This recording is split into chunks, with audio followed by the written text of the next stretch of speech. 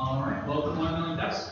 1 Million Ducks is a weekly startup event set up by the Kaufman Foundation, and the idea behind it is to be a campfire, to grab a cup of coffee, build relationships, to hear what's going on in the community, and to empower entrepreneurs. And so we're here to support Weston today. Weston is behind yearOne, a technology that actually came from Texas Tech. And so he's going to be sharing his story about how he took it from the classroom to market. And so he's got quite a story. So take it away. Awesome. Well, thank you guys so much for having me out this morning, and it's really a big honor to come here and to share about our story and what we've been doing at yearOne. And so in short, like everyone always asks us, what is yearOne? And we're a lot of things, but in simplicity, we are a radar R&D company that produces highly sensitive motion sensors. And so you must be thinking, okay, what is this guy doing? What can I even put into this? But some of the applications that we've developed for this sensor include a baby monitor, an occupancy sensor, a means to detect seniors that are falling, like in an LBB home, and then also a heartbeat security system. And so, for example, the novelty of this technology is when we say highly sensitive motion sensor, we're referring to a sub-millimeter detection of movement. And so, for example, for our baby monitor, the novelty of what makes it so successful is we can actually take the motion of the baby's chest and even the motion of the baby's heart and actually derive from that the vital signs of the baby. And so what's so cool about that is that with traditional technologies that are on the market right now that require that a wearable be attached to that baby, but with our novel idea, it's a means to detect these vital signs with nothing needing to be attached to the baby. And so that's where we have gotten a lot of success with. And then we've also rolled it through with an occupancy sensor that's moved through this, and then as we've advanced through in our science of discovering this more, we've also developed our senior fall detection and the feature a heartbeat security sensor. And so basically, in short, here's what we do in 3 simple ways. We commercialize Texas Tech University technology, or even university research. And so this is kind of the 3 steps that we follow. And so what we go through is, for the first step, is we take a technology that's been developed by Texas Tech, and we couple that with market research around it. So we take these lean startup approaches and we start to get out of the building or get out of their labs, and we say, okay, let's talk to some potential customers, and let's say if there's really a need for it. And so a lot of times what ends up happening is we determine it's a cool technology, but there's no market that's available for it. And so that's what we really do on that side is we validate a market, we find who our customers are, and then maybe initially make some strategic partners. So once that's all a success and we find that there's a huge market, then we move on to going after private investor and grant funding around that, to really take an idea and now starting to get money that's behind it to push it forward to the market. And so really what we do is we take these ideas and we go out and search these grant agencies, whether it's from the Department of Energy to the National Institute of Health to the National Science Foundation, and then we couple it with potentially investor letters of support, or even later on in the project with actually investor funding, and then we bridge it further off into the market. And then finally, the last step with our partners that we have established, and going back to the market research, with the needs that they have suggested to us, and us creating and meeting that need, we either go license the technology to them, or we sell the technology to them at that point. Right. And so where we are today. So today, we have gone through the NSF Corps, where I serve as an entrepreneurial lead through the National Science Foundation. And what this was is it was basically I guess the government's entrepreneurial ecosystem, and it's a way that they can kind of vet out ideas of, is this a good idea or is this not a good idea, or even to go through that incubation, the government's incubation process, where to even determine, is this going to be something that's worth, is this, and then even moving as far as the direction of where they want research to go. So this is what we kind of participated in the first one, and that's how we determined if our baby monitor idea was a go. And then later we, through that, one of the first rounds of funding that we got was through an SBI, or we got an STTR phase 1 grant, and that's where we are going through this year. And then even later on, we have received a GLEAM, phase 1 and phase 2 awarding for that as well. And so where we hope to go into the future is we want to get into NIH, so we're the National Institute of Health for our senior fall detection, and then also a couple other National Science Foundation awards and the Department of Energy and the DOE to move forward with that. And so really what's going on here is we're taking this base level technology, and as we're learning more about it, and as we're developing more around it, it allows us to apply for bigger and broader applications. And so that's what everyone always asks me is, how did we pick our baby monitor idea first? And honestly, the real answer is, it was the lowest hanging fruit at the time. And so we saw that this is where the market was, and we saw that there was a need in the market, but then we saw that there was a way that we could do this technically with not having too much funding in. And so moving forward of how we started with all this. So our story is, like Taylor had mentioned, that we began in a commercialization class my senior year of college. And that's how we honestly got connected with our professor that we're working with now. But through this class, we really learned a lot about how to pitch to an investor, and then even get some initial funding around that. But nothing really panned out, and we just got a bunch of cool idea, but no investment around that. And so then finally, when we got to the NSFI core, that's when we took a step back and we said, okay, let's really establish what we're dealing with right now. And so we got out of the building and we started just interviewing our customers, and we did over 100 interviews around this. And then after this, we really determined, okay, there is a market value around this. There is something that is worthwhile. And then so with that information, we then applied for an STTR award right there. And then finally, we were awarded with an STTR award, and that's where we are with our baby monitor application that we're about halfway through the year with that award. But with that information that we gathered through I-Core, it allowed us to go through and receive an STTR award. And then finally now with another occupancy sensor idea, we have just received a GLEAM award around this as well to develop this idea and really far up from that. And so the question that really everyone can ask us is how can the community really help us? And so what the community can help us is we need y'all's support. But what I mean by support is when we're applying for these applications, a huge way that you can benefit us is we need either test beds to test the technology in real life settings, but also we need someone to validate our technology, not just from like another scientist's point of view, but from a customer's point of view, a user's point of view. And then also we'd love to have the community to help us to even come up with new potential ideas that we could come out of this. And so that's how you guys can help us along this pathway. And then so I don't know who won the questions. All right, great job, Weston. Thanks for doing that. And now we enter the Q&A session. It's 20 minutes of Q&A, so ask him questions about how he's gone through the process, what some of those challenges have been, where the market opportunities are, and what his next steps should be. So where's our first question? Where did you first get the idea? I mean, how did you even, you're in class, and with collaboration and thread, I guess, between the students, how did you decide, okay, this is the track that you want to take?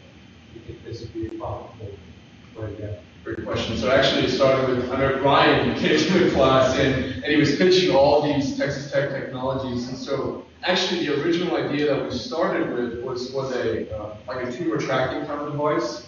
But honestly, once we got past that, we wouldn't actually talk to the professor directly and had said, what do you think this could be? And where do you see this taking to the market? Because we realized, all right, we don't think we can actually commercialize a tumor tracking device yet. But what's something that's more simple? And that's how we really got started with the baby monitor idea, validated it through customer discovery, and then moved on with that. So that's how we enjoyed it. We have a question over here. On the different sources of funding you had, which one of those are public and which are private? Gosh, I think, honestly, for the National Science Foundation, the Department of Energy, all of them or most of them are public that are on there. And so really what you can do is, every year, and actually for the Department of Energy, they just released what's called these solicitations that come up. And under these solicitations, it's funding things that the DOE has suggested to say, hey, if you guys can create this, we will give you funding around that idea to create that idea. So, I mean, if you just go to grants.gov, you can find a lot of these things like that. Yeah, to clarify, If you go to the Department of Energy, mostly what you'll see are academic type grants. If you go to grants.gov, mostly what you see are academic grants. But these are special set-aside grants for small business. SBIR means Small Business Innovation Research, and STTR means Small Business Technology Transfer Research. So these are government grants that are set aside for small businesses. But they have to be research grants. They're not grants to just build your business. They have to be research grants to develop it. And also, back to what Weston was saying about where did we originally get this idea? You know, all these projects, I work at university, so a lot of these projects come out of university research, and very often the faculty member himself or herself will already know potentially what these markets might be. But they are not experts in market research, so they can't say it's the expert about which is the best market, how, where, whatever. So that's where bringing small business in to collaborate with university research is going to be the most beneficial.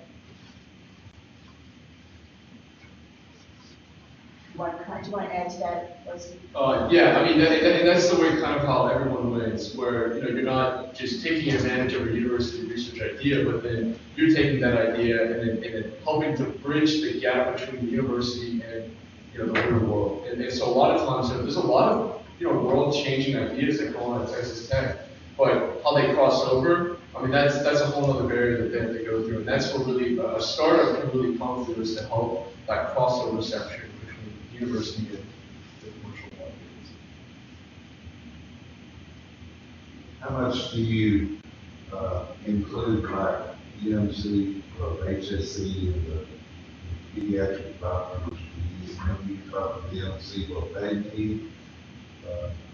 Yeah, yeah, absolutely. Even on our baby monitor, we have 3 pediatricians from HSC that have come on and been on the advisory board, and their input of how we move forward, and even with the other medical applications that we come through, they're very much a part of that process, and we try to include HSC as much as we can. One question is, what is some of the competition in the landscape that you have already noticed? Gosh, well, in regards to baby monitoring, the competition is really kind of catching up. So when we started with this in 2014, I mean, there was no one that was doing non-contact vital sign detection. So at the time, you know, we really made a case in our proposal that, you know, there are people doing this, but would need to be some attachment in the crib. And we made this argument that, you know, what the pediatric has said, and also from some reports that we found, is that anything in the crib could be very harmful to the baby, that resulted in strangulation, and even the American Pediatrics saying the less in the crib, the better. So we could make a strong argument that ours was the only thing in the market, and that was very competitive to what was already existing. But these days, I mean, there's a lot of stuff that's catching up to us, like in terms of camera. And so when we go out and really take these next few years, and that's what we're going to have to re-amp on how we discover how we're better than the competition. Would this application improve monitoring in an ICU environment? Absolutely, absolutely. And this is an example of, if we can be successful in this, that's one of our future goals, is getting into like an HSC or into the hospitals. And so simply, you know, what happens is with ICUs is by allowing that less nurse to patient interaction, it cuts down on diseases that are entering into the patient, and even, you know, less work that has to be done for that. So, and even in the neonatal intensive care units, what we found is, you know, especially for the preemie babies, there's only so much body landscape that a preemie baby has. And this is a solution where you can actually remove some of the vital sign pads that are on there, but then replace it with something that's more valuable. But in the future, we definitely have plans to get into that. Yeah, Weston, you know, I think about how you described phase 1 and phase 2. Like right now, you're in phase 1, just doing some of the preliminary research, but in phase 2, you have a commitment from HSC that you will give them a subcontract, and they will allow your monitor to be placed there in the ICU side by side with what they already use. So this would validate that yours is just as good. That's right. Yeah. So that's where we're at right now. It's a phase 1 award that's been given to us, but then now coming up in next summer, we'll apply for our phase 2, which is significantly more money, and then we'll hopefully couple that with some private investor funding that's around that. And then we, of course, have already talked with HSC to really get into their second unit and that as well to validate like that. So this product is so expensive that your market's going to be limited to pediatric hospitals. And in other words, this can't go to the public. It's going to be way expensive. No, that's a great question. Actually, the way that we have designed it, and one of the cool approaches about Radar is it's cheap.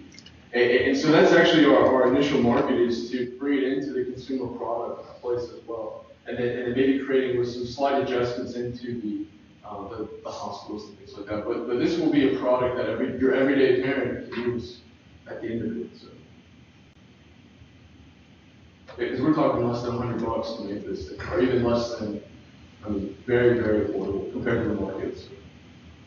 Do you have any idea of when your first product launch would be and what the market opportunity is? Yeah, so I think our first product launch,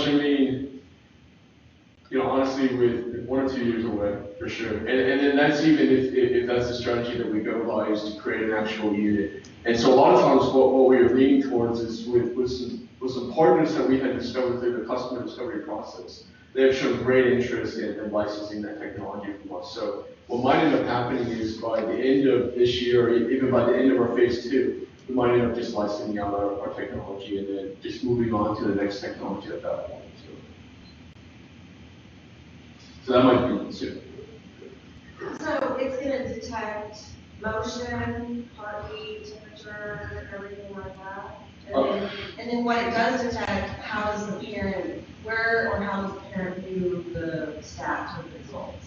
Great question. So the way that it works is for the baby monitor is it detects motion. So it won't have any, we can of course eventually couple it with other technologies that add temperature if needed, but what happens is we are going to have it where it integrates with your smartphone. So in the event that your baby, the chest stops moving or stops breathing, it sends an alert to your smartphone to then go and check on the baby.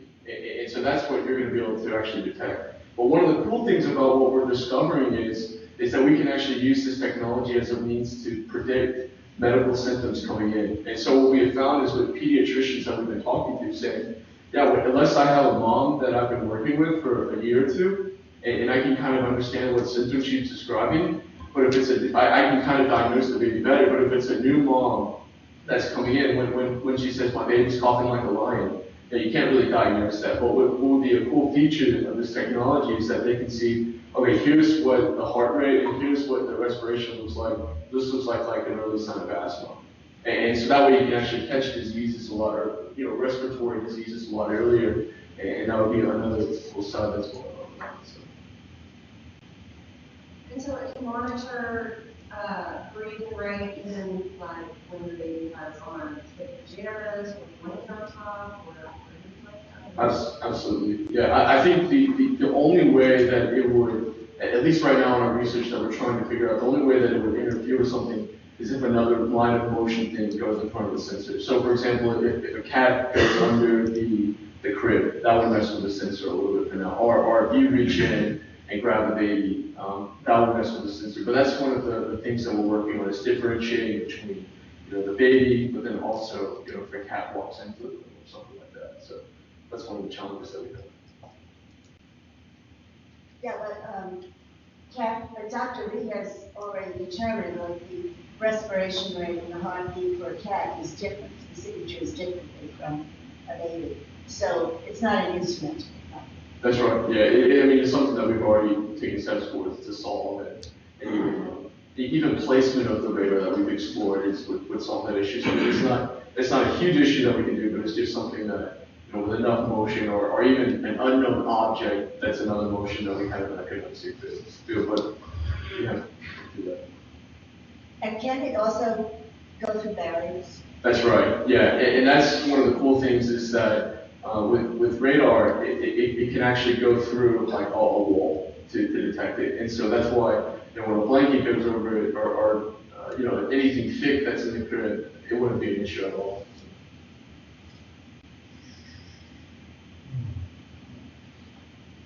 Can you put some sort of sensor in cars for parents who forget that they have children? Great question. So that's one of the things that we're working slide too is, one of the cool things about this device that it's portable, it's wireless. So what you'll be able to do is actually move the sensor and place it in the back seat of the car, but then also integrate it into your car module for those cars that have, the screens like that, in the center of it. And so you can actually not only just see that there's the baby in the back seat of your car, but actually see, is my baby breathing okay? Is my baby adjusting okay to the seat? Is everything all right with that? So, but also another side is that, wanting to work with OnStar or companies like that, where if there is an accident that occurs, even with a parent being in the front, having a sensor for the parent, that it would actually send to the paramedics what the condition is of their heart rate, and that way they can know which person to kind of assist first once they get to the site. So that's another side of the technology that we're developing too. Functional distance? Great question. That depends on the power of the radar, or the power of the radar. And so we can have it, right now for our baby monitor, we have it just around 2 meters, so just the distance of the crib and stuff. But the higher the power of the radar, the farther that it can shoot. And so it really just depends on what you're looking for. So we've actually even looked into, I didn't list this, but we have looked into working with NASA for a potential technology of how we shoot it off into space for detecting orbital debris that comes around us. So that's the cool thing about the sensor. It's very customizable. And How far away from the child can you be and still monitor? Is it infinite or? it just depends. I mean, as we increase the power of the sensor, thus the cost of the sensor also increases as well. And so hypothetically, I mean, you could have it in the corner of the room and bring it down to the child. But then again, it also goes into, it becomes another technical challenges of when other things integrate into the line of the sensor. And so we do kind of want it to be a short range, or as kind of close, but of course also as far as needed, that equilibrium. And that way that there's not going to be anything walking through the line of the site, or even potential of moving out of the way of the sensor or anything like that. But hypothetically, you could do something like that, I'm sure. But we haven't thought that far ahead. So. Is your primary focus commercial, like the hospitals, or consumer, like the crib baby monitor for the parents? Good question. So initially, it is consumer right now, and those are some of like our early customers to get in. But as we start to, as we start to overcome these technical challenges, we have put our feet into the medical side of that. Because I mean, when we go into the medical side of that, I mean, it's a lot more certifications that we need as an FDA approval around that, but then also more things that are around that. But we do have that option once we're ready for it. Are you at the phase where you have the sensor in fab and you're just working on the back end interface, or are you still working on the actual design of the sensor itself? Oh, we have the sensor in place, so when we have a In minimum development? I mean, are you able to produce the sensor in volume?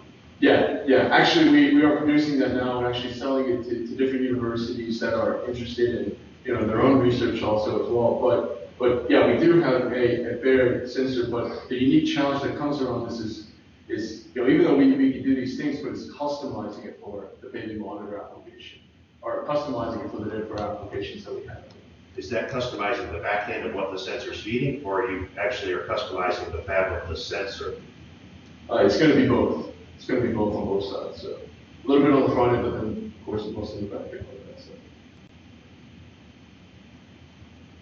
So the way that the baby is breathing, it's going to breathe differently when he's crying. He's laughing, when he's sleeping, when he's trying to talk, that type of thing. So it's all differentiating what's going on, because I can see a benefit, especially if a new mom first going back to work and freaks out and want to know what's going on every second. And does my sister really know how to take care of my baby? Is that baby going to beat my baby?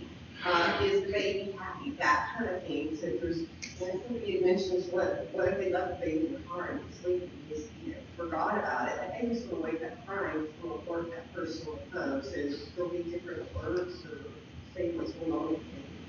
Yes, so actually that's really cool. So one of the things is by detecting emotion, we can see when a baby cries, actually we see the motion go a lot higher. And so we can determine that, just make it like 70 motions per second would be, indicating that it's a cry. But also then we can also see that, what a resting rate, a normal motion rate of maybe 40 or so per second would be kind of normal. So from these like different, movements by different emotions that the baby is releasing, we can then derive that this high level motion is indicating that there's something that's fussy or there's something that's going on with the baby. So that's kind of going to be the way that we do that, is determine how much motion is involved in that and then derive the meaning for that.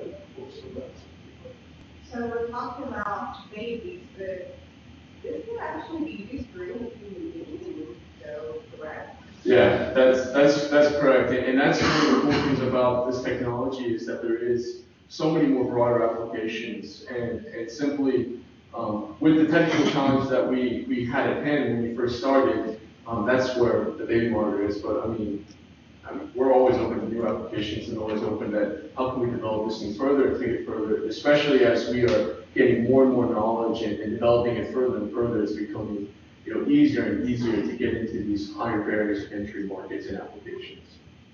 Another question over here. See, kind of a follow-up to your question is, when you talk about the different movements that the babies or people will have, is there a standard baseline that's established for all people, or is it baseline established for the individual before the regular follow-ups and I guess the other results are established? Great question. So I will refer this to a technology that we developed that's called, it's for a heartbeat sensor that's going to be used for a security device. And what we're doing is actually is every person has a very unique heartbeat rhythm. I mean, at a very, very small level. They have an own individual recognizable heartbeat rhythm. And so what we're doing with this is we can create profiles of this person, of their specific heartbeat rhythm to then indicate, okay, here is what's normal, and here's what, let's say, Ashley's heartbeat rhythm looks like, and then we can then, have the monitor learn about here's what's kind of a normal, rhythm for the baby, but then also here's what's the high intensity rhythm and a low intensity on that side. But it's actually very key signatures that we can develop and also characteristics that are around that, plus learning also that goes with that from the monitor. All right, we're out of time. So I think you've thoroughly fascinated us. Let's give you a round of hand.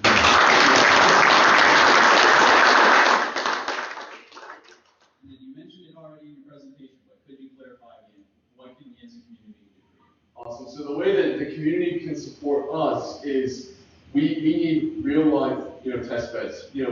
People in your business or whatever, things that we can, give you guys the technology to test in your buildings, but then also, as potential customers to us, when we're going out and writing our grants to receive funding around it, having customer validation that's written in the form of a letter of support. It's non-binding, it's non-contingent, but what it says to the person that's grading our grants is it says, well, these are guys that have gone out and talked to the market, but this is also coming from a customer that's willing to buy something like this and willing to say that it's valuable. That's going to mean a lot to us. Weston, I think when you mentioned test beds, you might want to clarify in what respects like building technology would be appropriate. That's right. Yeah. So for the immediate need, like I don't need to talk, but like a building that we can test the technology with for our Department of Energy grant, that would be phenomenal for us. Yeah, explain what you mean by that. Gotcha. What's going on now? Gotcha. Yeah. So what it would be is we would want to integrate our occupancy sensor technology into an existing building, and we want to compare the past electric bills of what's been occurring, and then the future electric bills with our occupancy sensor, and to see how much money that was saved from that. And then with that data that we derive from it, we can then apply it to our applications, but then also to investors when we move forward to investment and things like that nature. But that's going to be what we need is to gain more data that supports that there is a need for this technology. So like, for example, the lights, the air conditioning will go on and off depending on whether someone's there or not. But we already have that kind of technology. Explain why yours is better. Gotcha. So the reason why ours is better is the occupancy sensors that are on like right here and even right here. What happens is when you sit still for too long, the lights turn off. Or if you don't immediately enter a room or whatever the lights, or even the sensor defaults and it breaks, and you just remove the sensor entirely, or you override the sensor with a piece of tape or something like that, thus rendering it useless. And so that's where our sensor would come in, is where it's more user-friendly, it's more sensitive to the motion that's going on. So when the lights turn off, you're not having to sit out in a chair and wave your arms around to get the lights to come on or anything like that. So yeah, or even in a sense in a bathroom stall, like more seriously, where if you're in a bathroom stall, a lot of times you're out of the line of sight of the traditional passive infrared sensors. The lights turn off, and if a kid is under there, I mean, it's very easy to trip and it's very easy to get burned on that. And so that's a sensor where ours would penetrate the bathroom stall, and thus the lights would stay on when you're in the bathroom. So, yeah. All right, so if you have an office space, a business, a shop, something of that sort, talk to Weston and see if y'all can work together. Awesome. Thank you guys. Thanks, Weston. A few announcements before we take off. We have a laptop set up over here to get you signed up to follow our page. We are using it to spread any information, so we'll let you know that Weston